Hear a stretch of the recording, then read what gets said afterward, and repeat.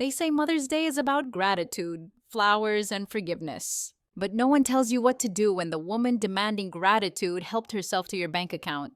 This is a story of how my stepmother crossed a line she couldn't uncross, and how I chose a gift that said everything I never could out loud. When my mother died, the house didn't just lose her voice, it lost its rhythm.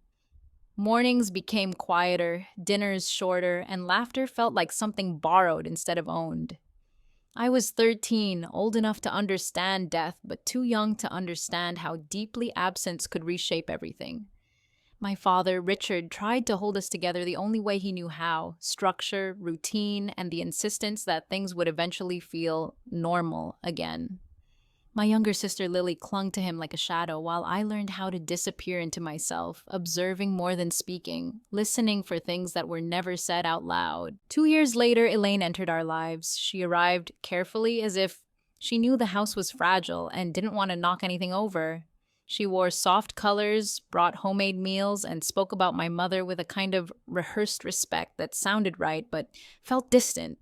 My father was grateful, almost relieved to have someone who could bring order back into the chaos grief had left behind. He smiled more. He slept better. And because of that, I told myself I should be grateful too. Elaine never asked me to call her mom, but she often reminded me how much effort she put into being there for us, how hard it was to step into a family that was already broken, how much she hoped one day we'd see her as more than just my father's wife. Living with Elaine meant learning new rules that were never written down. She reorganized the kitchen, then the living room, then slowly the emotional space of the house.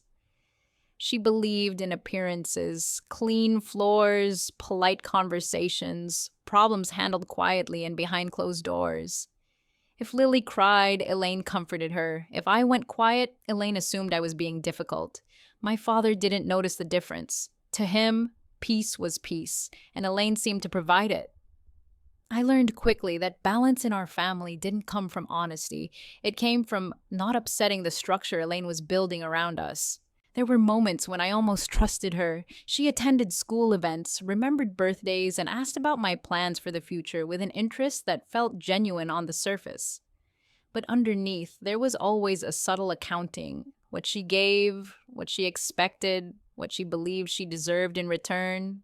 Compliments came paired with reminders. Kindness came with strings I couldn't always see until I tripped over them. Lily adapted easily, eager for warmth and approval. I stayed cautious, aware that my place in the family felt conditional, dependent on how easy I made things for everyone else. My father often said we were lucky. Lucky Elaine cared, lucky she stayed, lucky we weren't alone. I nodded when he said it because disagreeing felt like reopening wounds he was desperate to keep closed. So I learned to coexist instead of belong, to keep my emotions neat and my questions unasked. Our family functioned like a carefully stacked tower, stable as long as no one pushed too hard, no one looked too closely, no one questioned who was carrying the most weight and who had the power to rearrange everything without asking. The money was never supposed to be complicated. It came from my grandmother, my mother's mother, a woman who believed in planning ahead because life had taught her how quickly everything could be taken away. She left it to me with clear intentions: education, security, independence. At the time, I was still a minor, still living under my father's roof, still trusting that the adults around me understood the weight of responsibility better than I did. When my father suggested the funds be placed in a joint account, until you're older, it sounded reasonable, even protective. Elaine agreed immediately, nodding as if this were the most natural decision in the world, assuring me that nothing would ever happen to it, that it would sit safely untouched until I needed it. I wanted to believe them. Trust was easier than suspicion, especially in a family that already felt fragile. The account became something abstract to me, a distant safety net I didn't look at too closely. Elaine occasionally referenced it in conversation, usually framed as reassurance. How grateful I should be to have such a cushion, how responsible my father was for managing it, how not everyone was so fortunate. Her tone always suggested the money was a shared concern, something we were all collectively guarding, though it technically carried my name. I didn't notice at first how often she spoke about it, how comfortably it lived in her vocabulary, as if its existence validated her role in my life. Over time, the language around the money shifted. It was no longer just Amelia's future, but family resources and emergency support. Elaine would mention expenses casually, repairs, unexpected bills, moments when things were tight. She never asked outright, never said she was using the account, but the groundwork was being laid in subtle ways through repetition and implication. My father echoed her concerns, often stressed, often tired, reminding me that families sometimes had to lean on each other. I told myself that adults borrowed and repaid, that temporary use didn't mean ownership had changed, that trust didn't require constant verification. The first time I felt something was off, it was small enough to dismiss. Elaine made an offhand comment about how helpful it was to have that backup money during a difficult month. When I asked what she meant, she laughed it off, saying she was speaking generally, that I worried too much. My father changed the subject. I learned to let moments like that pass, to smooth them over before they could turn into something uncomfortable. Questioning felt like accusation, and accusation felt dangerous in a household built on careful calm. Without my realizing it, my inheritance stopped being treated like something sacred and started being treated like something available.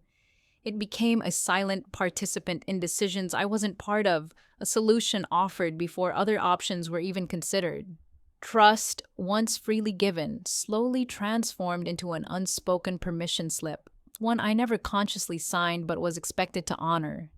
The more I stayed quiet, the more the line blurred between what was mine and what was simply there to be used, and the less my future felt like something protected rather than negotiated. The discovery didn't arrive with drama or confrontation. It came quietly through a notification I almost ignored. I was sitting in my small apartment, the one I shared with Daniel, juggling bills and deadlines, trying to feel like an adult who had finally found her footing. My phone buzzed with an alert from the bank, routine, automated, nothing urgent in its tone. At first, I assumed it was another monthly statement or a reminder I'd already seen. It wasn't until I glanced at the screen and saw a withdrawal amount that my body reacted before my mind did, a sudden tightness in my chest that didn't make sense yet. I opened the app, telling myself there had to be an explanation, that maybe the numbers were wrong or delayed or connected to some internal transfer I'd forgotten about. The balance was lower than it should have been, lower than I remembered, lower in a way that made my thoughts scatter. I scrolled back through the transaction history, each line item stacking unease on top of disbelief.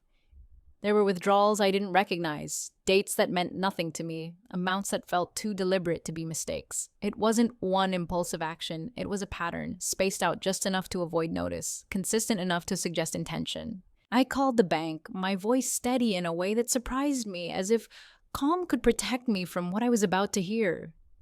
The representative confirmed what the screen already showed me, explaining the joint access, the authorization, the way the account had been used over time.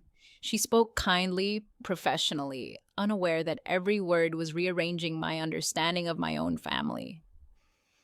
When I asked who had made the withdrawals, she listed a name I already knew, one I'd been avoiding in my thoughts since the moment I opened the app, one that settled heavily in the space between my ribs when spoken out loud. After the call ended, I sat there longer than I realized, the room around me too quiet, my phone heavy in my hand. Daniel noticed the change before I said anything, the way my breathing had shifted, the way my eyes stayed fixed on nothing. When I finally explained, the words came out carefully, as if I was afraid they'd shatter if spoken too loudly. He listened without interrupting, his expression tightening, not with anger, but with concern, the kind that comes from seeing someone you love realize they've been unprotected for a long time.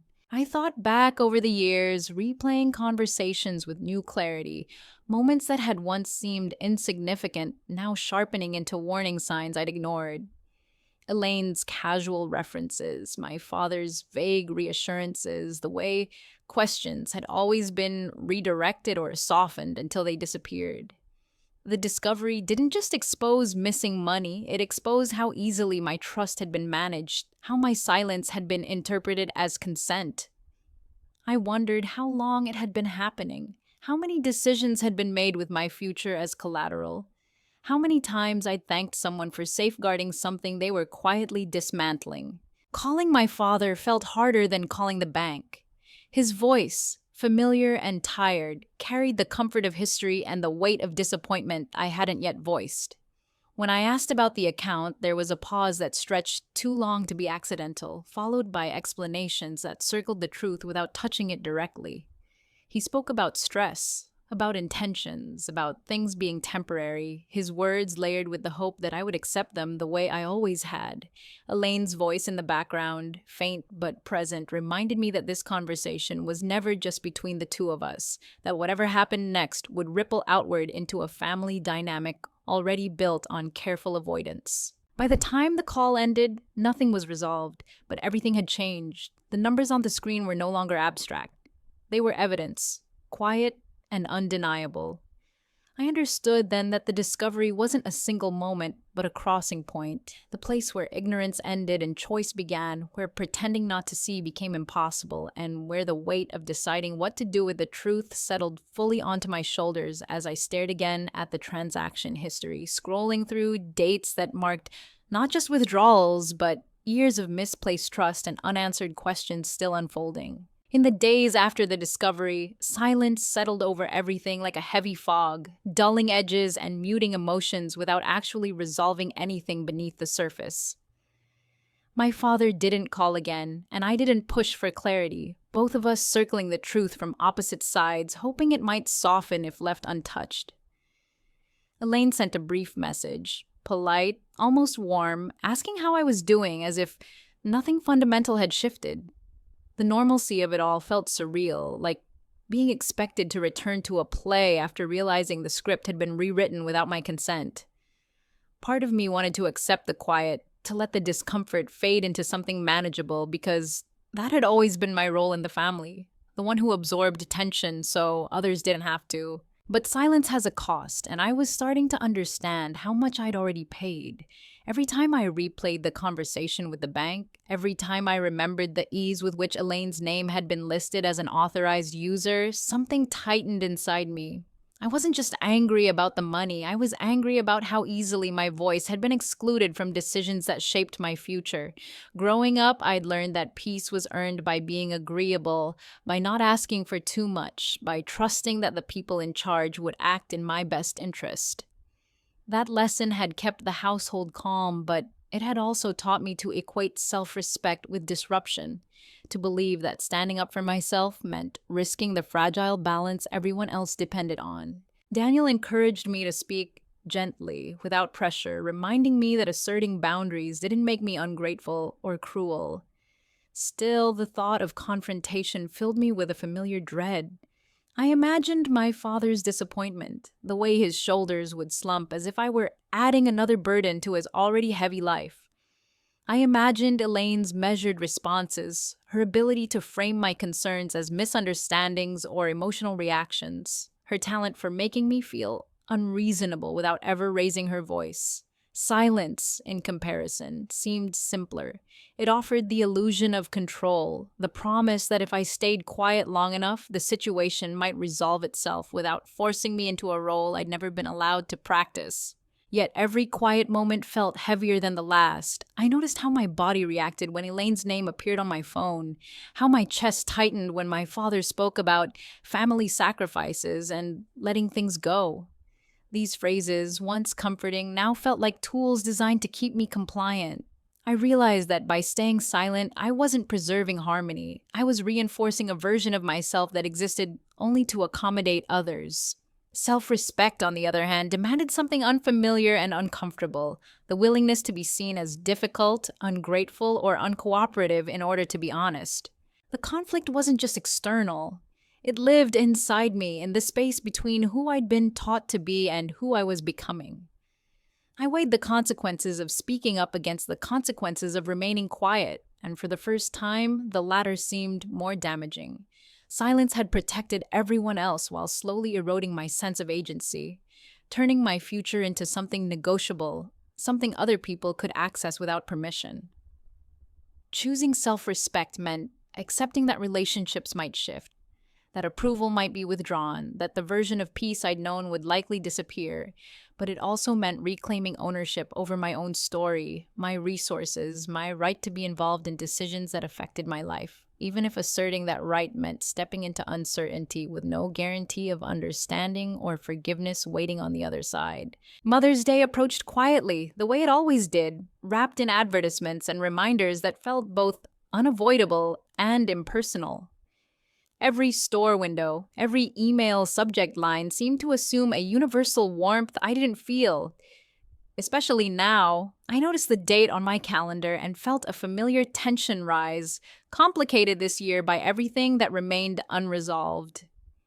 In the past, I had navigated the day carefully, sending a polite message to Elaine, choosing something neutral and inoffensive, a gesture that maintained the appearance of gratitude without inviting intimacy. This time, the expectation lingered heavier, sharpened by the knowledge of what had been taken and how casually it had been justified. I considered doing nothing. Ignoring the day entirely would have been easy, even defensible, but avoidance felt too close to the silence I was trying to move away from. At the same time, a conventional gift felt dishonest, a performance I no longer had the energy to sustain. Flowers and cards carried meanings I wasn't prepared to offer, sentiments that implied trust and appreciation I didn't genuinely feel. I spent days turning the decision over in my mind, not because I wanted revenge or drama, but because I wanted clarity, for myself more than for anyone else. The idea came gradually, shaped by reflection rather than impulse. I wasn't interested in confrontation for its own sake, nor did I want a scene that could be dismissed as emotional or disrespectful. What I wanted was acknowledgement, something grounded in facts rather than feelings, something that couldn't be reframed or softened by careful language. I revisited the bank statements, reading them slowly, noting dates and amounts, the quiet regularity of the withdrawals. Seeing everything laid out in black and white had a sobering effect, stripping away the ambiguity that had allowed doubt to linger. This wasn't a misunderstanding or a momentary lapse, it was a series of choices. I decided that if I was going to give a gift, it would reflect the truth I'd been carrying. I printed the statements, highlighting each transaction with care. Not out of anger, but out of precision. The act felt strangely calming, as if organizing the evidence also organized my thoughts. I bought a simple folder and a plain card, avoiding anything decorative or sentimental. The simplicity felt intentional, a refusal to disguise the message behind aesthetics. On the card, I wrote only a few lines, choosing words that were measured and restrained, the kind that left little room for misinterpretation without descending into accusation. As the day approached, I rehearsed nothing. I didn't plan a speech or imagine how the moment would unfold, because I knew any attempt to control the outcome would only lead to disappointment. Daniel supported the decision without trying to influence it, understanding that this wasn't about eliciting a specific reaction, but about aligning my actions with my values. For the first time since the discovery, I felt a sense of steadiness. A quiet confidence that came from knowing I wasn't acting out of fear or obligation, but intention. On Mother's Day morning, I dressed simply and carried the package with a strange mix of calm and resolve. I knew the gesture might be misunderstood, criticized, or met with defensiveness, but I also knew it was honest. The decision wasn't about punishment or forgiveness. It was about drawing a line in a way that felt authentic to me. In choosing this gift, I wasn't trying to rewrite the past or demand an apology. I was choosing how to show up in the present, with clarity instead of compliance, and allowing the truth to speak for itself in a form that couldn't be easily dismissed or ignored. The aftermath was quieter than I expected, not marked by raised voices or dramatic ultimatums, but by a shift in the atmosphere that was impossible to ignore. After Mother's Day passed, communication slowed into something careful and deliberate, as if every word now had to be tested before being spoken. Elaine didn't reach out, and my father's messages became brief, practical, stripped of the warmth that once softened his avoidance. The absence of confrontation felt strange at first, almost unsettling, but it also confirmed something I had begun to suspect. The truth, once presented without embellishment, didn't require argument to be understood. I waited, not for an apology, but for acknowledgement, though I tried not to admit that, even to myself. None came. There were explanations offered indirectly, hints passed through my father about intentions and misunderstandings, but never a direct recognition of the boundary that had been crossed.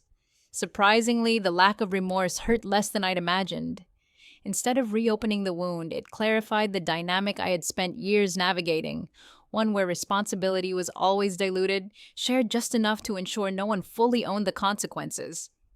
Accepting that reality felt like releasing a long held expectation rather than losing something new. What followed was a process of redefining my role, both within the family and within myself. I stopped over explaining my choices, stopped cushioning my words to protect feelings that had never been extended the same courtesy. Conversations became shorter, more factual, grounded in what was rather than what I hoped could be. This wasn't bitterness, it was boundaries taking shape, firm and quiet. I realized that closure didn't require Elaine to admit fault or my father to take a stand. It required me to stop waiting for validation from people who benefited from my patience. There were moments of doubt, especially when guilt crept in wearing the familiar voice of obligation. I questioned whether I had been too harsh, too cold, whether choosing distance over reconciliation made me unforgiving. But each time those thoughts surfaced, I returned to the facts, to the clarity that had emerged once I allowed myself to see the situation without distortion. Self-respect, I learned, often feels like loneliness at first, especially when you're used to defining your worth by how much discomfort you can absorb for others. Life gradually filled the space that tension had once occupied. With Daniel, I found ease and honesty that didn't require performance or restraint. Decisions about the future, finance, plans, goals were made collaboratively, transparently, without the undercurrent of mistrust that had shadowed my past. I began to understand how deeply the earlier dynamic had shaped my instincts, teaching me to expect overreach and minimize my needs. Unlearning that took time, but each clear boundary reinforced the sense that I was no longer negotiating my own autonomy. Closure arrived not as a single moment, but as a series of small, steady choices that aligned my actions with my values. It was choosing not to chase explanations that would never satisfy, not to reopen conversations that were designed to circle rather than resolve. It was recognizing that forgiveness isn't synonymous with access, and that moving forward doesn't require everyone to move with you.